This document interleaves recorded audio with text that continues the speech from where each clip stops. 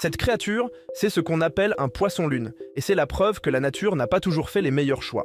Ce poisson ici peut atteindre des tailles impressionnantes, avec certains spécimens atteignant les 3 mètres de long. Oui, vous avez bien entendu, 3 mètres. C'est carrément la taille d'une petite voiture, mais en moins pratique. Très paresseux, ce poisson est tellement carême qu'il se nourrit presque exclusivement de méduses. Je suppose que c'est le seul aliment qu'il puisse attraper sans trop de mouvement. Il nage tellement mal qu'il a dû décider de prendre des vacances permanentes.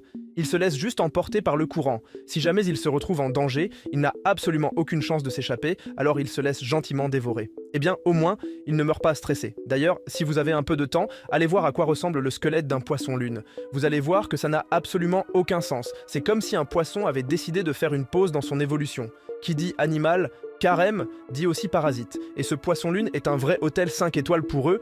Il abrite pas moins de 40 espèces différentes de parasites. C'est presque un Airbnb pour vermines marines. Parfois, il se couche sur le flanc, à la surface de l'océan, et cela pour 2 raisons.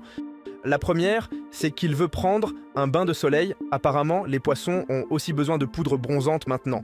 La deuxième, c'est que des oiseaux comme les mouettes ou les goélands viennent le déparasiter, donc il profite de ses vacances pour faire un peu de ménage comme un vrai professionnel.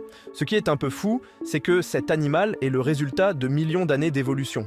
Alors, la question qui me trotte dans la tête est comment diable un critère de sélection a fait en sorte que ce poisson finisse comme ça? Franchement, c'est le genre de créature qui te fait te demander si Darwin avait bien fait ses devoirs. Le seul truc qui explique la survie de cette espèce, c'est qu'ils font partie des poissons les plus féconds de l'histoire. Chaque fois que les femelles pondent, elles peuvent produire plusieurs centaines de millions d'œufs. Sérieusement, si la reproduction était un sport, le poisson-lune aurait un record du monde. Je ne comprends pas pourquoi il n'a pas envahi l'océan à ce rythme. Bref, voilà, c'était une petite introduction à ce poisson un peu spécial. Si vous aimez les animaux, vous pouvez me suivre pour d'autres vidéos où je décrypte la faune marine.